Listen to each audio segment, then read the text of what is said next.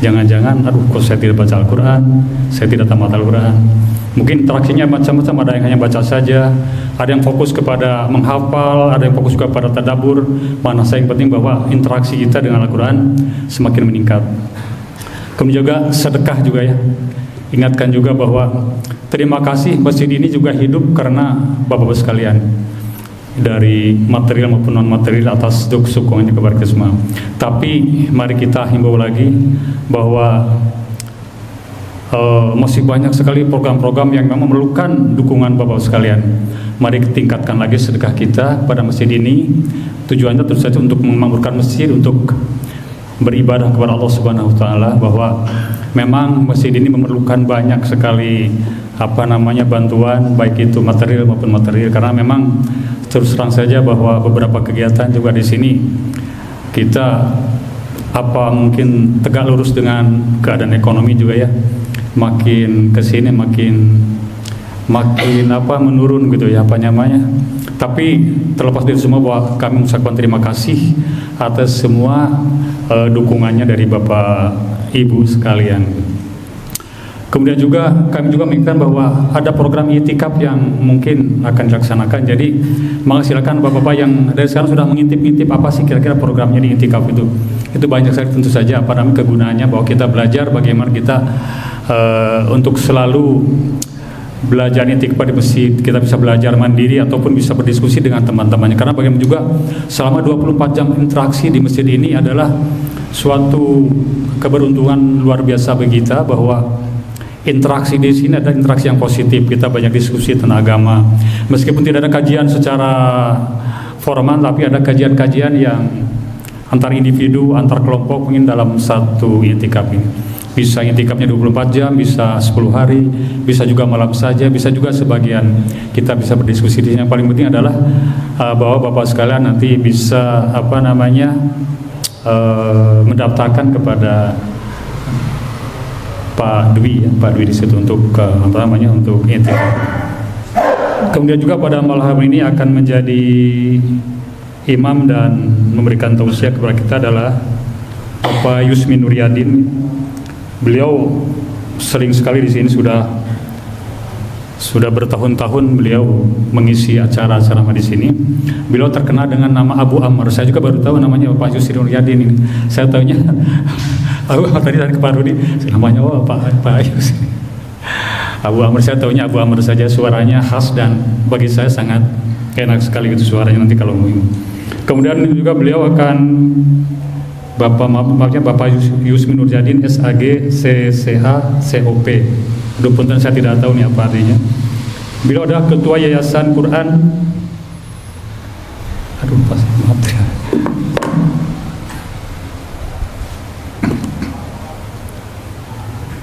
Ketua Yayasan Quran Bes Barokah yang terbaik ya, dia maksudnya. Dia adalah pengurus pesantren Villa Quran. Wah banyak sekali ini kegiatannya. Ketua LKV Tarki 2014 sampai 2022. Ketua Yayasan Tarbiyat Al-Quran Imamuna 2014-22. Kemudian beliau juga pada malam ini akan memberikan tema yaitu kebaikan dalam bulan Ramadan. Alhamdulillah beliau sudah datang di tengah-tengah kita. Tadi saya agak deg-degan juga, sampai Isa belum datang nih Pak. Mungkin macet ya Pak ya, atau mungkin di jalan ada halangan dan sebagainya. Alhamdulillah mari kita dengarkan bersama-sama tausiah dari Bapak Abu Amr saja kita ya, sudah terbiasa, dan nanti dilanjutkan dengan Imam Tarawih. Terima kasih. Wassalamualaikum warahmatullahi wabarakatuh.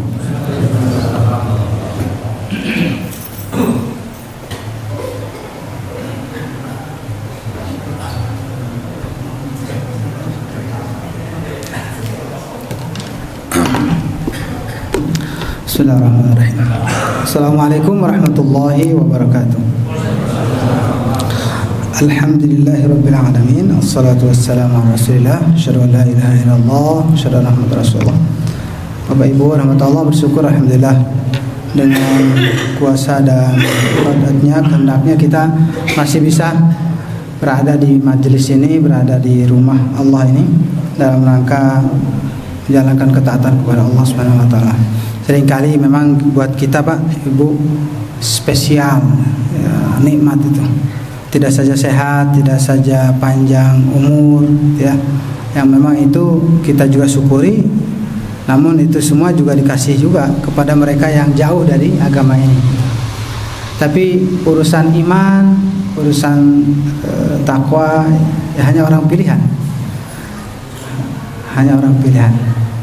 Dan di antara hamba pilihan itu adalah kita. Mudah-mudahan istiqomah sampai mati, sampai menjemput ya sakaratul maut. Mudah-mudahan juga kehadiran kita di malam hari ini menjadi catatan amal di sisi Allah Subhanahu wa taala. Dan tidak lupa kita sampaikan salawat dan salam atas Nabi kita Nabi Muhammad sallallahu alaihi wasallam dan juga para keluarga, sahabat dan seluruh umatnya termasuk kita semua. Jemaah rahmat Allah, satu pekan ya sudah berjalan. Mungkin guru-guru kita sudah banyak membicarakan tentang Ramadan. Yang bisa jadi juga akan berulang nanti saya sampaikan. Poinnya adalah saya mengambil bahasa Nabi bahwa Ramadan itu adalah syahrun mubarak. Syahrun mubarak. Bulan penuh barokah.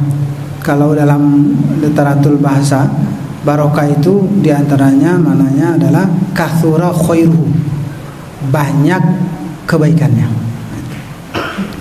Nah, sedikit saya dibuat poin kaitan dengan kebaikan yang didapat. Yang pertama adalah kebaikan yang dimaksud adalah ampunan Allah Subhanahu wa taala. Ya, ampunan. Kenapa kita harus mendapatkan ampunan? Ya karena memang kita butuh ampunan itu, mengingat siapapun kita itu ada kekurangan, ada dosa, ada noda begitu. Nggak ada di antara kita itu yang bersih dari dosa, itu nggak ada. Karena sadar dengan kekurangan itulah kita butuh ampunan. Wah, kalau bahas masalah ini panjang nih. Saya ambil list saja. Kenapa ada ampunan atau butuh ampunan? 3 Pak. Pertama adalah memang karena kita bermaksiat kepada Allah, yang akhirnya memiliki dosa.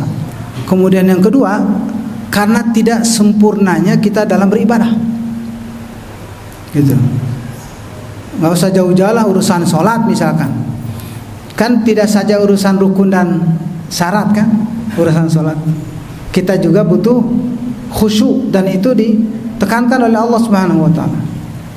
Surat Al-Mu'minun ayat 1 sampai 11, surat Al-Hadid ayat 16 itu mengingatkan tentang khusyuk. Berarti khusyuk itu memang penting. Tapi dalam kenyataannya kita khusyuknya kapan? Apakah dari takbir sampai tahiyat, salam? Ya, syukur kalau kita bisa gitu. Tapi kan kebanyakannya takbir aja yang khusyuk. Pas takbir beres langsung ingat chatting belum beres atau gitu. Ada kolak belum habis, pokoknya mah aya we gitu. Godaan setan tuh. Nah, kayak gitu, Pak. Jadi kurang Pak urusan ibadah kita itu. Ya, sadar dengan kekurangan itulah kita butuh ampunan. Yang ketiga, kenapa butuh ampunan? Karena kurangnya kita bersyukur, Pak. Ya, kurang bersyukur. Mengingat nikmat Allah itu, Pak, Bu. Kalau kita melis, rasanya bukan lagi rasanya, memang tidak ada dalam diri kita ini lepas dari nikmat Allah. Ada enggak dalam diri kita ini bukan nikmat Allah? Semuanya nikmat Allah, Pak. Pertanyaannya, karena sadar dengan semua nikmat Allah, apakah semuanya sudah kita syukuri? Dihitung satu-satu lalu kita menyatakan alhamdulillah. Rasanya kata alhamdulillah itu baru muncul kalau rezeki nomplok, baru alhamdulillah gitu. Sisanya lupa gitu. Padahal setiap kedipan mata kita itu adalah nikmat Allah. Bahkan kedipan mata itu juga nikmat Allah. Nah, sadar dengan kekurangan itulah, kekurangan syukuran kita itulah yang membuat kita butuh ampunan gitu. Nah, maka momen inilah cara kita untuk menggapai ampunan secara praktis, jalan pintas, shortcut. Jadi kalau mau mendapatkan ampunan yang cepat, ya ini bulan gitu, bulan Ramadan. Apalagi urusan ampunan ini sampai diperintahkan oleh Allah Subhanahu wa taala dalam surat Ali Imran, wasari'u ila maghfirah. Surat Al-Hadid, sabiqu ila maghfirah. Ya, berlomba-lomba untuk menggapai ampunan.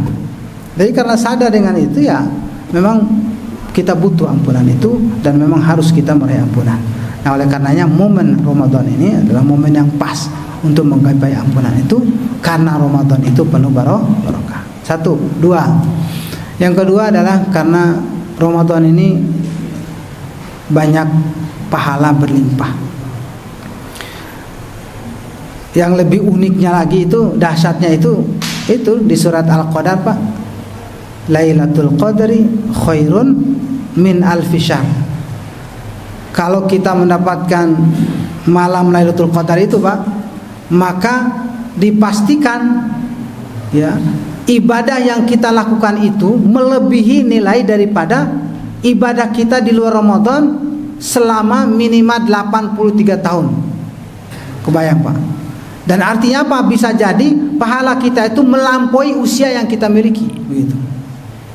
Melampaui usia yang kita miliki. Jangankan 83 tahun Pak untuk ibadah. Ada yang hidup selama 83 tahun, 83 tahun juga terus ibadah, nggak ngapa-ngapain.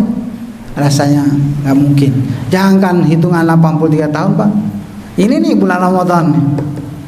Betul gitu, kita ibadah sepenuhnya pada bulan Ramadan ini, nggak ngapa-ngapain kecuali hanya ibadah, ngaji, sholat, ya, apalagi zikir.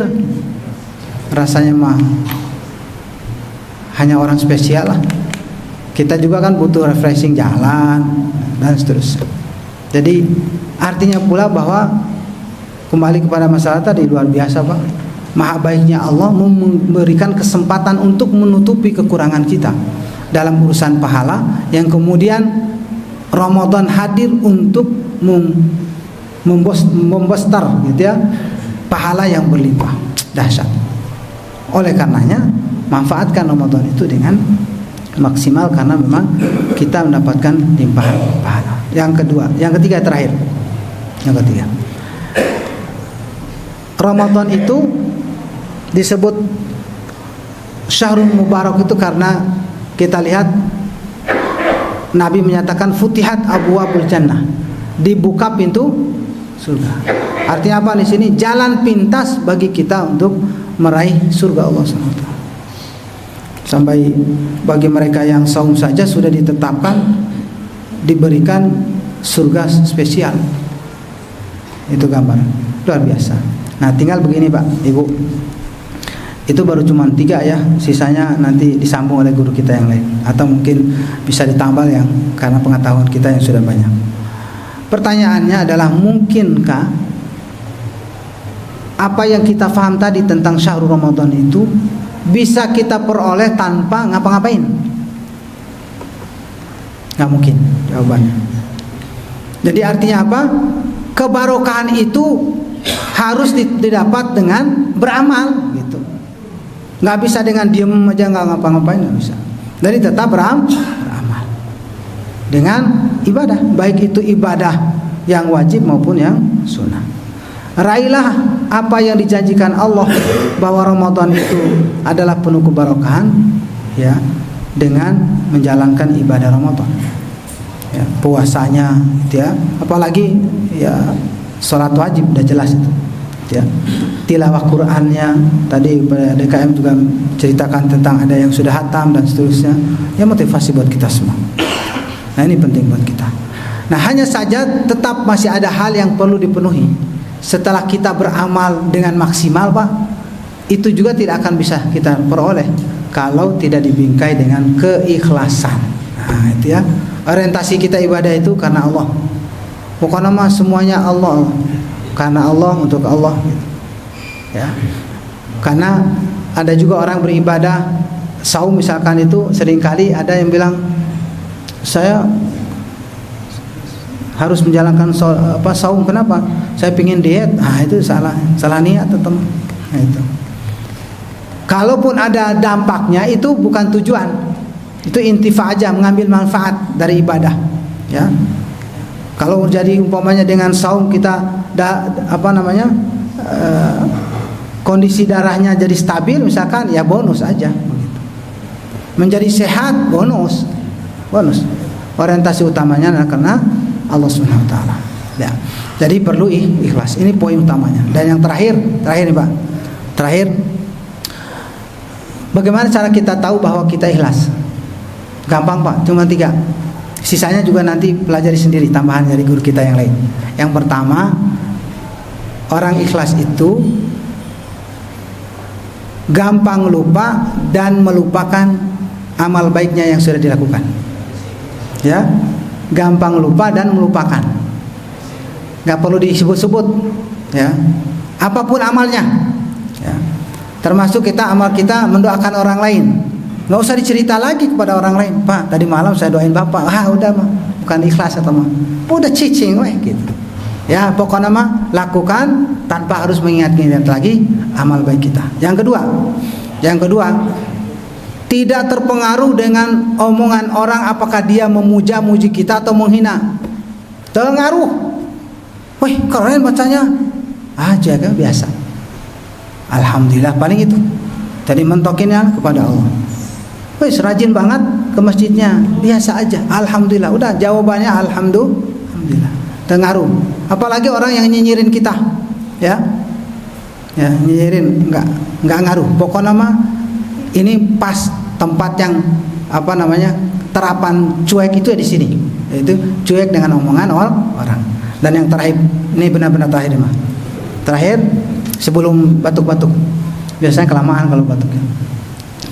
Yang terakhir Bapak Ibu, bukti keikhlasan kita itu adalah tidak mengeluh dengan ujian yang Allah berikan. Tidak ngeluh, Bang. Nikmati, jalani. Karena itu bisa jadi dipastikan semua ujian itu menjadi nilai pahala di sisi Allah SWT. Ya. Jadi tidak mengeluh. Termasuk di dalam beribadah tidak ngeluh. Capek, nggak usah. Dan lebih lagi terutama kalau imamnya panjang bacaannya, nggak mengeluh. Itu tanda orang ikhlas tuh gitu, nggak ngeluh. Ya. Iya sih nggak ngeluh, tapi beres sholat langsung ke DKM. Eta saha panjang-panjang amat bacanya. Tahun depan gak usah diundang Pak DKM. Gitu. Nah, pokoknya mau orang ikhlas itu menikmati bacaan, ya, tanpa mengeluh dengan bacaan panjang imam. Nah itu Pak. Gimana, siap ya? Siap. Mau sehalaman atau setengahnya? 1 rakaat? Atau jadi 4 rakaat? Waduh, pendek pisan itu mah. Ya, pokoknya nikmati aja insyaallah. Para imam juga mengerti tentang usia kita yang sudah senior, jadi disesuaikan ya. Alhamdulillah, saya kira itu. Mudah-mudahan kita menjadi hamba-hamba yang ikhlas, yang dengan keikhlasan itu semua amal ibadah kita menjadi amal yang penuh dengan keberkahan dan memberikan pahala yang berlimpah buat kita semua. Demikian, mohon maaf atas kekurangannya. Aku qouli hadza wa astaghfirullah li wa lakum. Wassalamualaikum warahmatullahi wabarakatuh.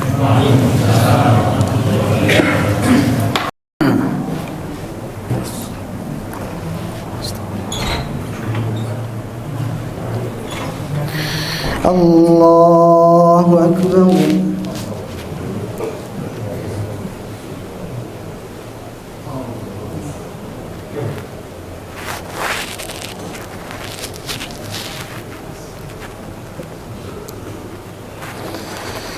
Bismillahirrahmanirrahim.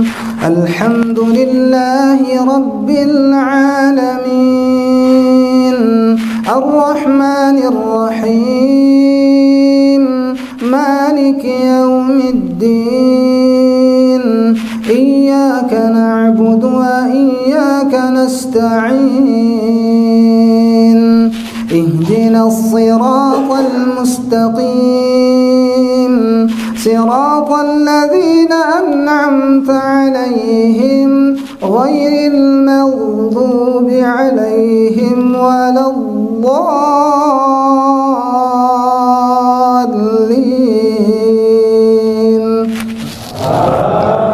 Amin.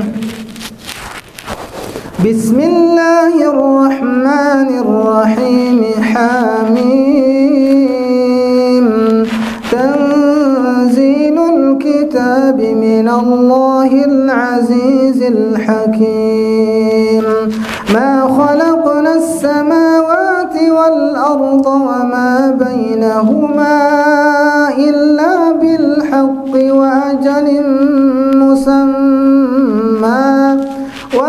الذين كفروا عما أنذروا معرضون قل أرأيتم ما تدعون من دون الله أروني ماذا خلقوا من الأرض أم لهم شرك في السماوات ائتوني بكتاب من قبل هذا أو أثارة من علم إن كنتم صادقين ومن أضل ممن يدعو من دون الله من لا يستجيب له إلى يوم القيامة وهم عن دعائهم غافلون. الله أكبر.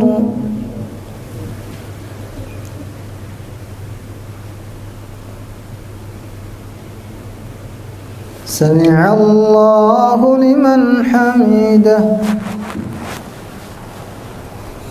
الله أكبر.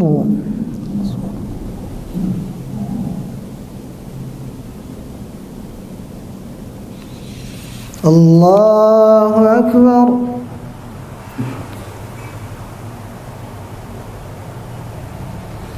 الله أكبر.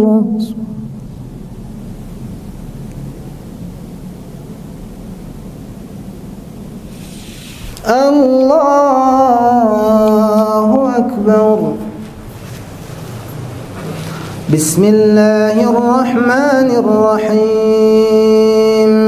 الحمد لله رب العالمين الرحمن الرحيم مالك يوم الدين إياك نعبد وإياك نستعين اهدنا الصراط المستقيم صراط الذين أنعمت عليهم غير المغضوب عليهم ولا الضالين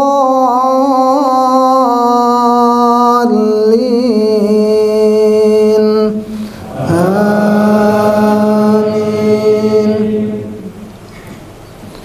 وإذا حشر الناس كانوا لهم أعداء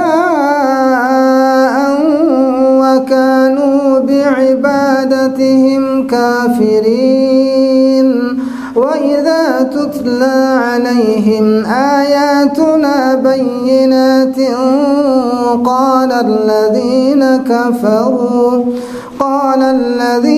كفروا للحق لما جاءهم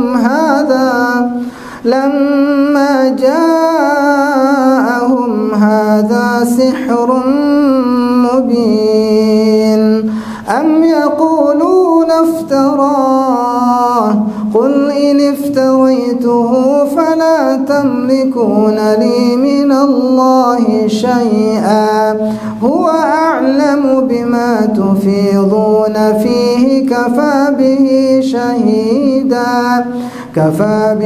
شهيدا بيني وبينكم وهو الغفور الرحيم. الله أكبر.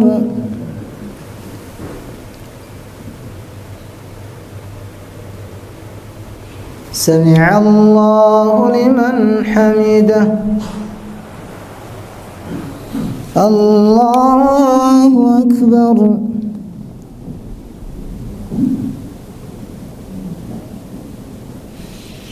الله أكبر.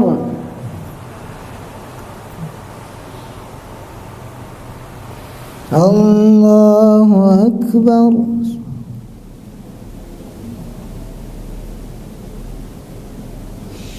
الله أكبر.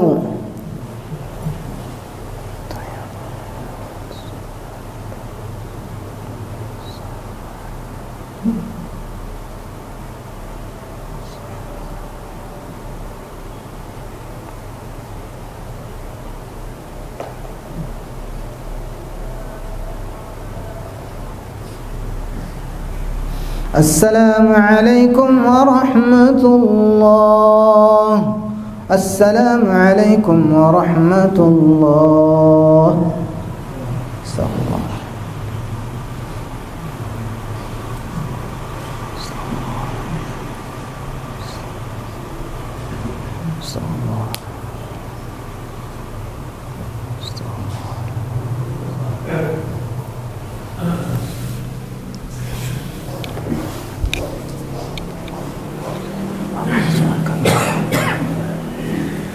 Allahu Akbar.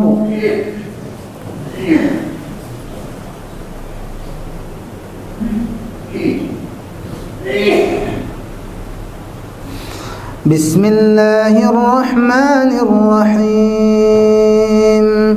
Alhamdulillahi Rabbil alamin. Ar-Rahmanir-Rahim.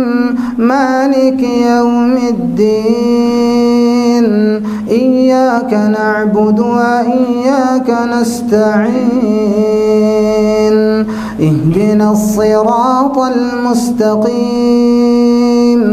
صراط الذين أنعمت عليهم غير المغضوب عليهم ولا الضالين.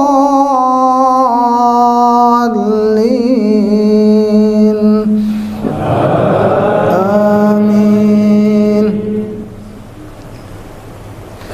قل ما كنت بدعا من الرسل وما أدري ما يفعل بي ولا بكم إن أتبع إلا ما يوحى إلي وما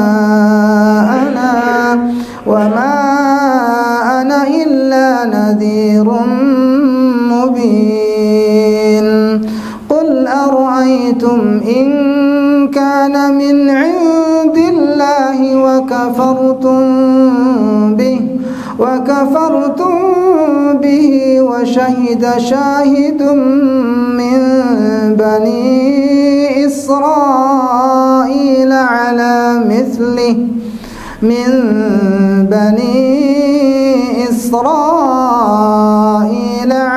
مثله فآمن واستكبرتم إن الله لا يهدي القوم الظالمين. الله أكبر.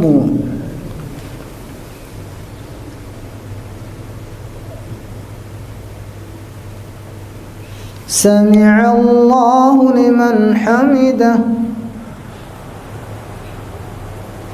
الله أكبر.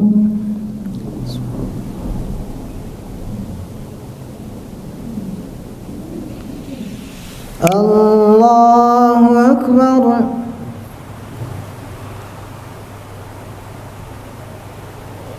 الله أكبر.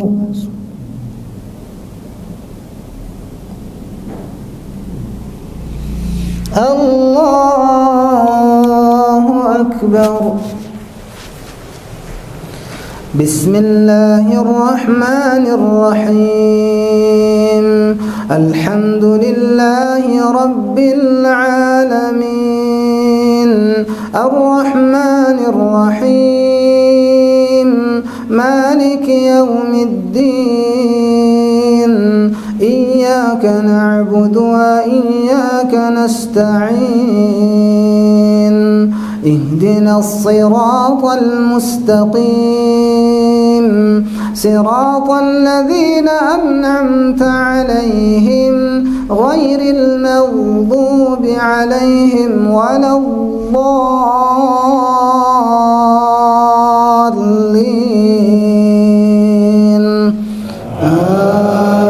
آمين.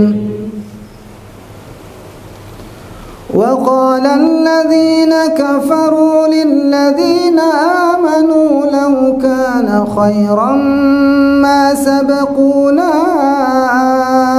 إليه وإذ لم يهتدوا به فسيقولون هذا إفك قديم ومن قبله كتاب موسى إماما ورحمة وهذا كتاب مصدق لسانا عربيا لينذر الذين ظلموا وبشرى للمحسنين إن الذين قالوا ربنا الله ثم استقاموا فلا خوف عليهم ولا هم يحزنون أولئك أصحاب الجنة خالدين فيها جزاء بما كانوا يعملون. الله أكبر.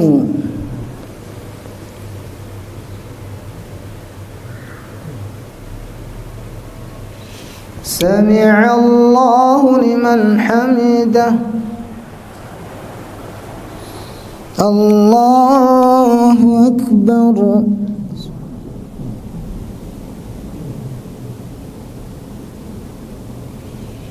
الله أكبر.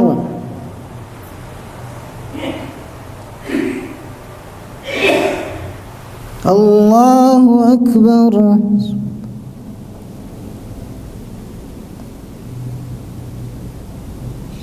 الله أكبر.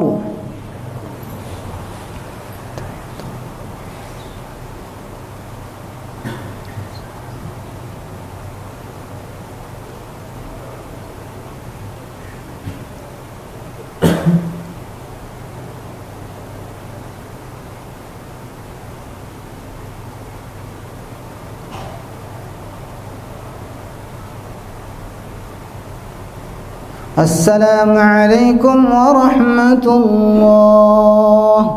السلام عليكم ورحمة الله.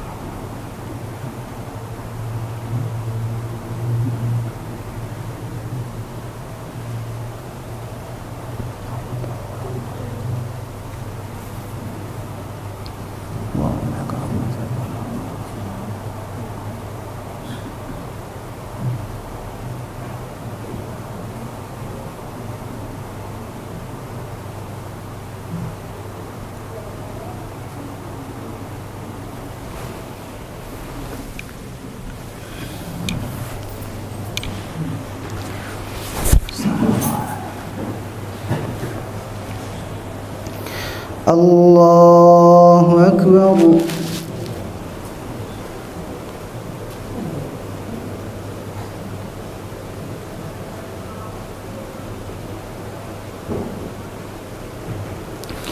بسم الله الرحمن الرحيم. الحمد لله رب العالمين الرحمن الرحيم مالك يوم الدين إياك نعبد وإياك نستعين اهدنا الصراط المستقيم صراط الذين أنعمت عليهم غير المغضوب عليهم ولا الضالين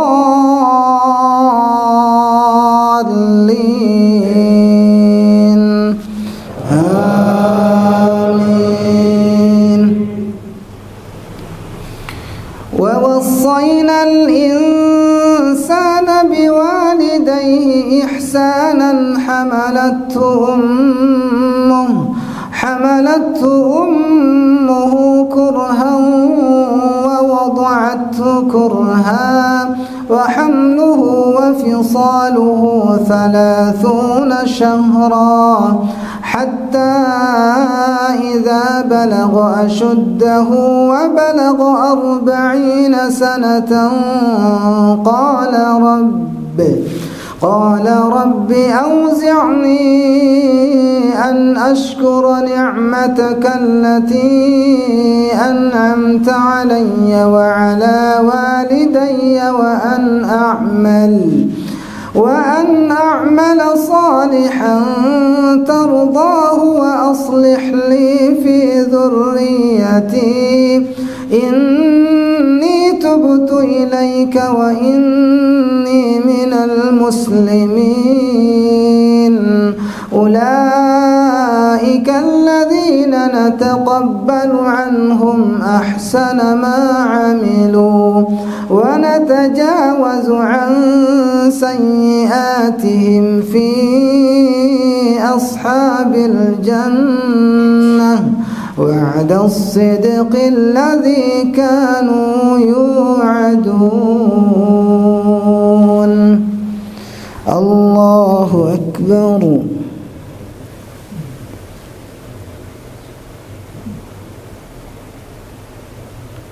سمع الله لمن حمده. الله أكبر.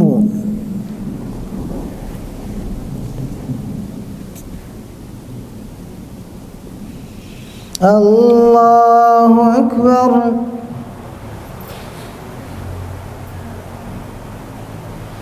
الله أكبر.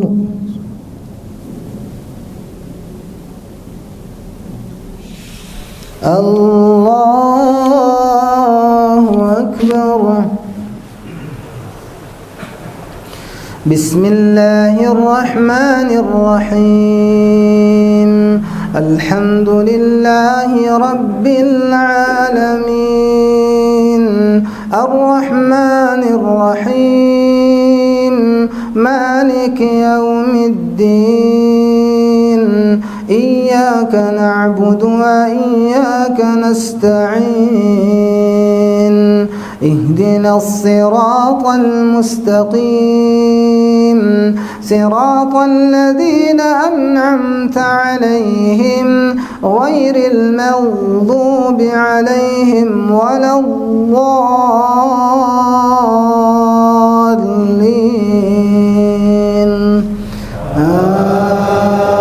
آمين. والذي قال لوالديه أف لكما أتعدانني أن أخرج وقد خلت القرون من قبلي وهما يستغيثان الله ويلك آمن إن وعد الله حق فيقول ما هذا إلا أساطير الأولين. أولئك الذين حق عليهم القول في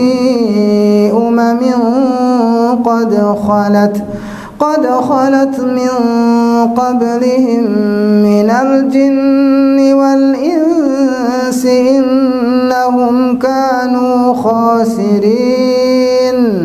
ولكل درجات مما عملوا وليوفيهم أعمالهم وهم لا يظلمون. الله أكبر.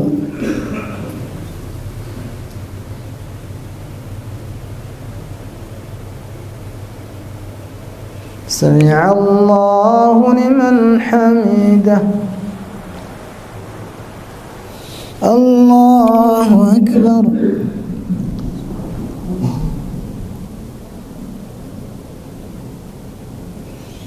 الله أكبر.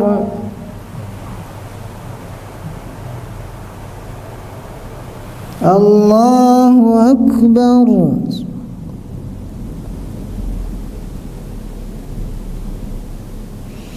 الله أكبر. تحيات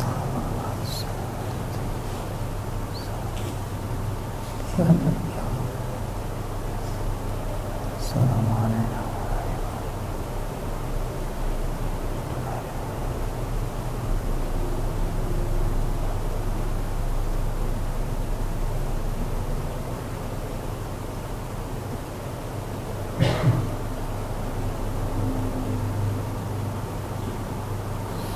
السلام عليكم ورحمة الله. السلام عليكم ورحمة الله. استغفر الله.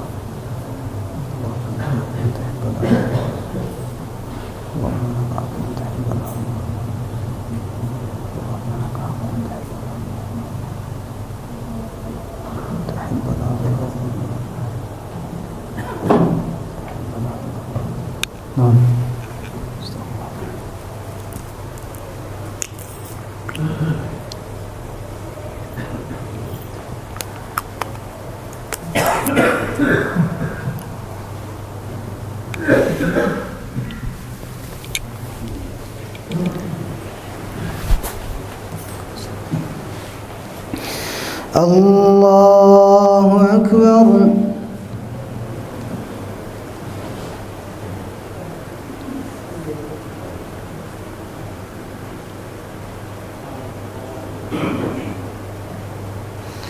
بسم الله الرحمن الرحيم. الحمد لله رب العالمين. الرحمن الرحيم. مالك يوم الدين. إياك نعبد وإياك نستعين. اهدنا الصراط المستقيم. صراط الذين أنعمت عليهم غير المغضوب عليهم ولا الضالين.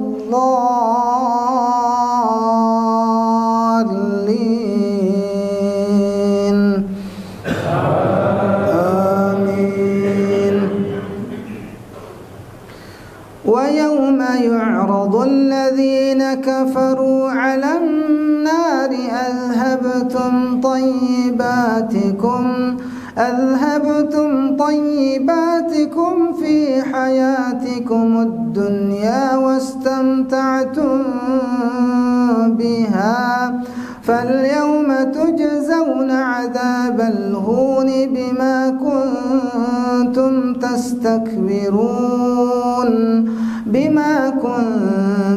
تستكبرون في الأرض بغير الحق وبما كنتم تفسقون.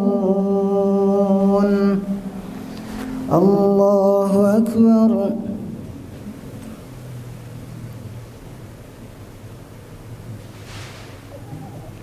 سمع الله لمن حمده. الله أكبر.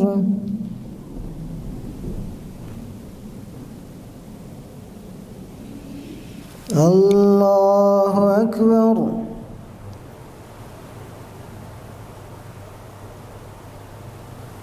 الله أكبر.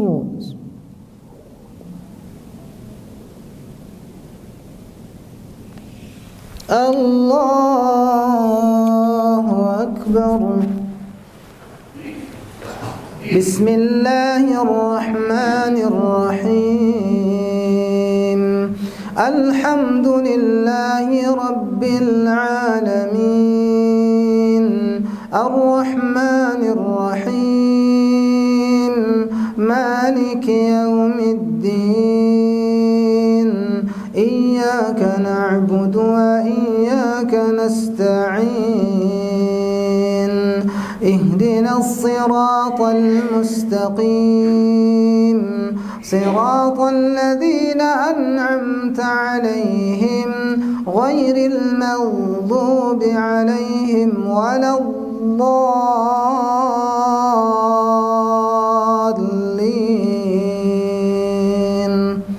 آمين.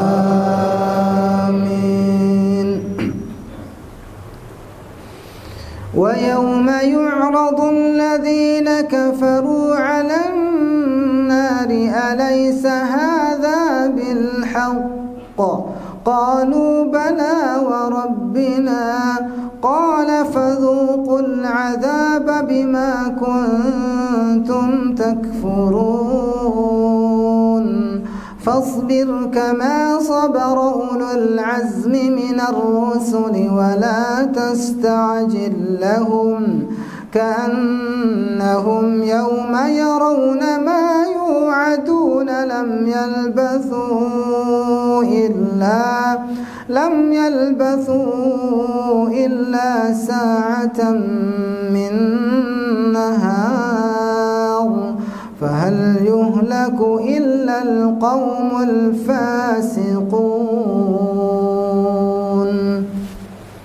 الله أكبر.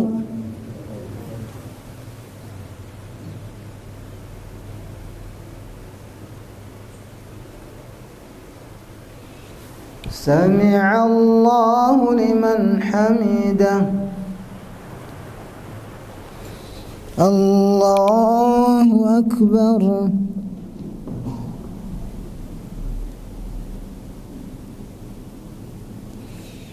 الله أكبر.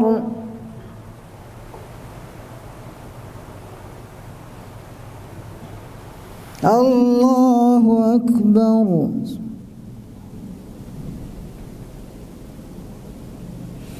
الله أكبر.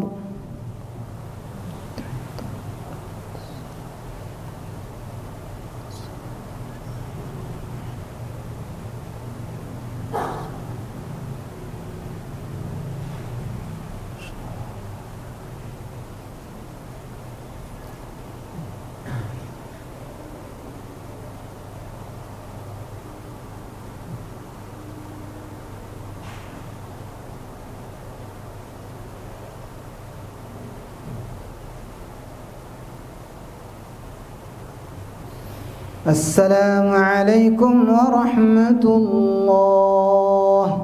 السلام عليكم ورحمة الله.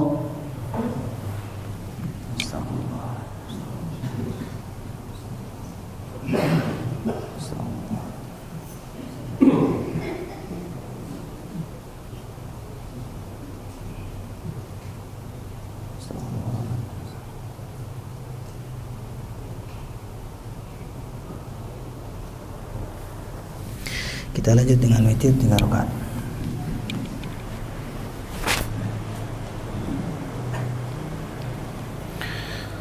Allahu Akbar.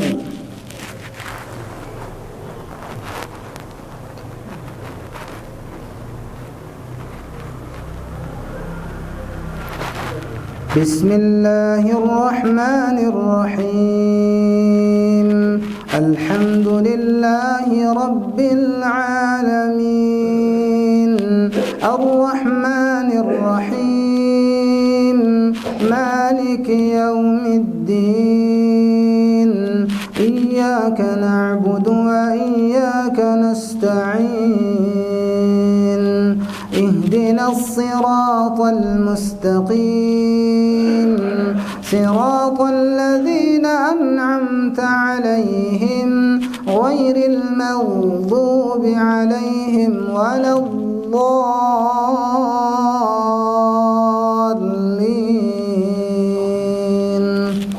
آمين.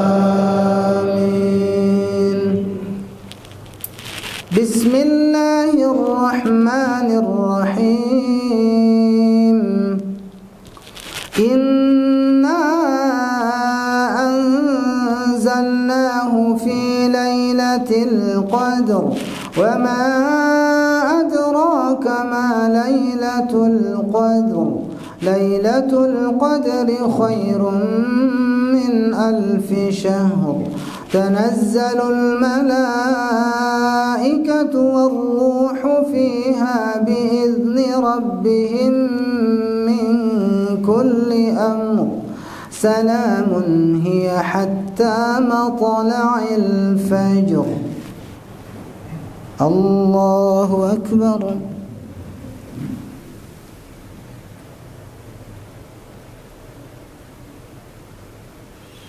سمع الله لمن حمده. الله أكبر.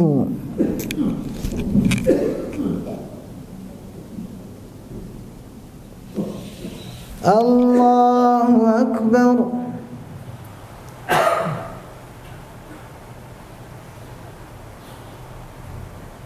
الله أكبر.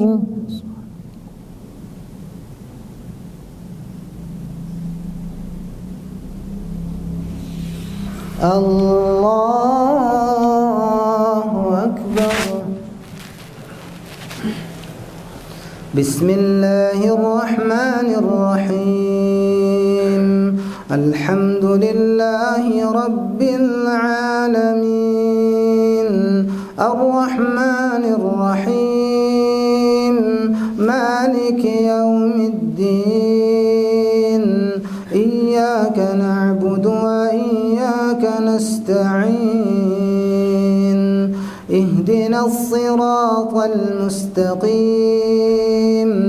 صراط الذين أنعمت عليهم غير المغضوب عليهم ولا الضالين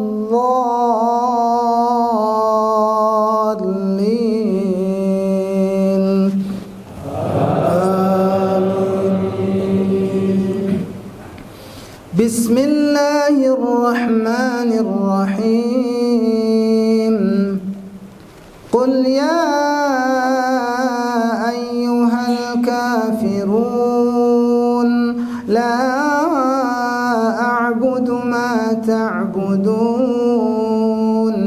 ولا أنتم عابدون ما أعبد ولا أنا عابد ما عبدتم ولا أنتم عابدون ما أعبد لكم دينكم ولي دين.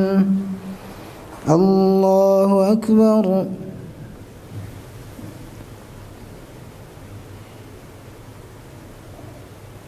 سمع الله لمن حمده.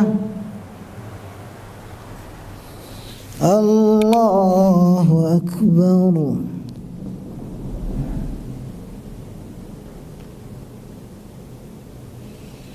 الله أكبر.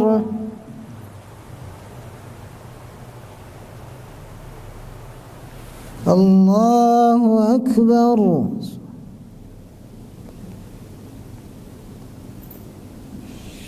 الله أكبر. بسم الله الرحمن الرحيم. الحمد لله رب العالمين. الرحمن الرحيم. مالك يوم الدين. إياك نعبد وإياك نستعين. اهدنا اهدنا الصراط المستقيم صراط الذين أنعمت عليهم غير المغضوب عليهم ولا الضالين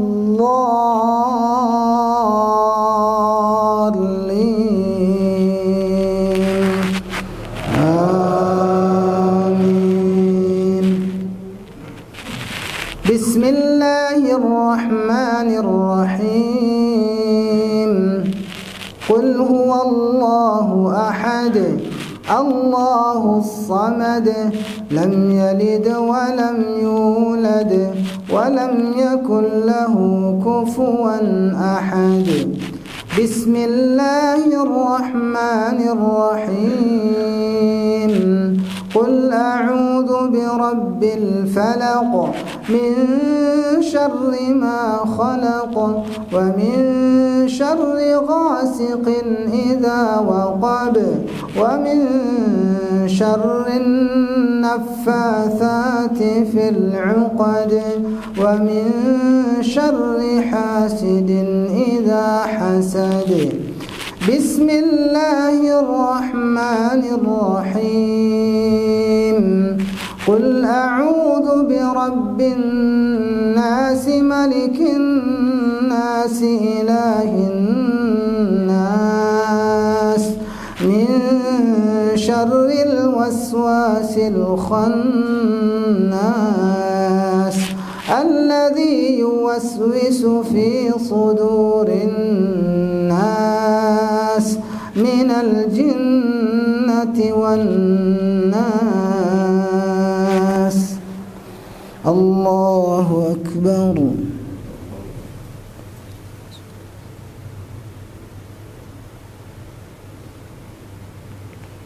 سمع الله لمن حمده. الله أكبر.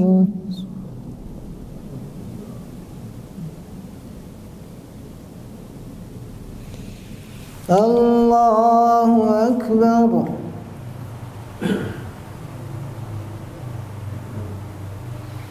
الله أكبر.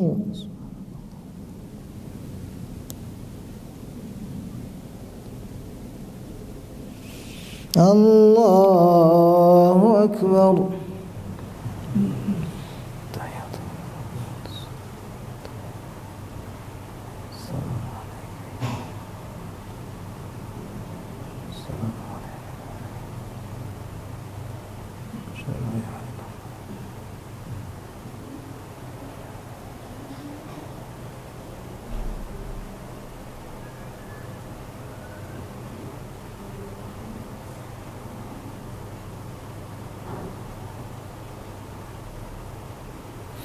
السلام عليكم ورحمة الله.